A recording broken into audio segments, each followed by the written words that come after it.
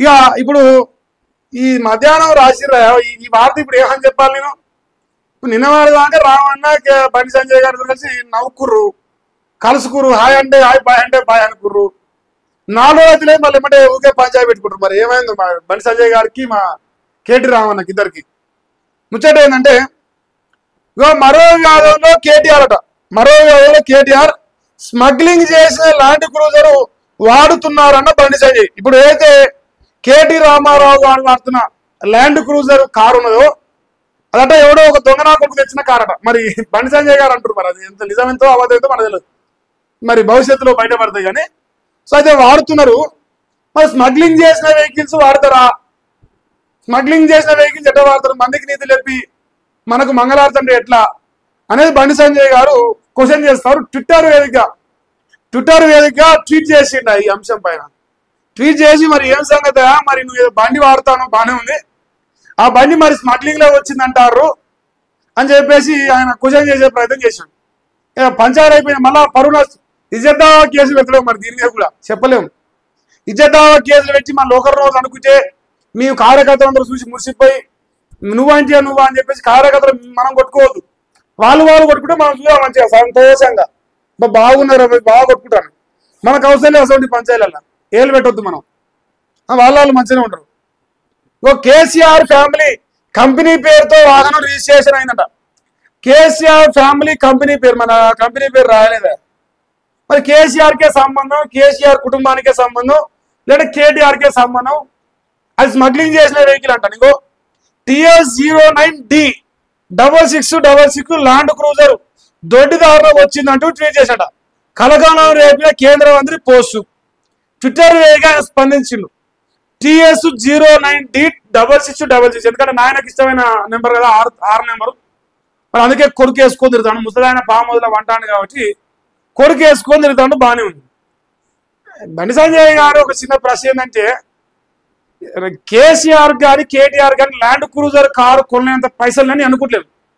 మరి ఏ రకంగా జరిగిందో, ఎవరు చేసి ఉన్నా ఏం కాదో కానీ రావన్న ఇళ్ళ ఇరుకుతాడా? నాకు నమ్మకం లేకపోతే. ఒకరోజు స్టేట్మెంట్లు ఇవన్నీ రాజకీయ నాయకులే గట్టిగా ఉంటుంది. ఇవాళ తిట్టుకుంటారు, రేపు వాళ్ళ విషయాలు మంచిగా అవుతారు. మనం అనవసరంగా ఎగిరి గలేసించుకోవద్దు, మనకు అవసరం లేదు అసలు పంచాయతీలు కూడా. సో బండి సంజయ్ గారు ఆయన కేటీ రామారావు గారి కారు గురించి మాట్లాడుతారు. తెలంగాణ రాష్ట్రంలో చాలా పంచాయతీలు ఉన్నాయి, బండి సంజయ్ గారు గమనించాలి. చాలా బాధలు ఉన్నాయి, నిరుద్యోగుల సమస్యలు ఉన్నాయి, భూ నిర్వాసితులు ఉన్నారు. ఇంకా అంతో ఇంత RRR అలైన్మెంట్ మన పుణ్యం కూడా అలా సగం ఉంది. కాళేశ్వరం నీళ్ళు వస్తలేవు, చాలా సమస్యలు ఉన్నాయి. ఆ సమస్యలన్నింటిపైన కూడా భారతీయ జనతా పార్టీ కవరేజ్ లేదు, మీడియా కవరేజ్ ఎక్కడ కనిపిస్తలేదు.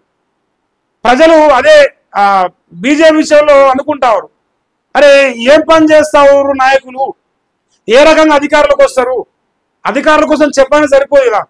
సో దానికి ఒక స్ట్రాటజీ, దానికి ఒక పరితనం, ప్రజల లోపల చర్చ, ఇవన్నీ ఉండాలి.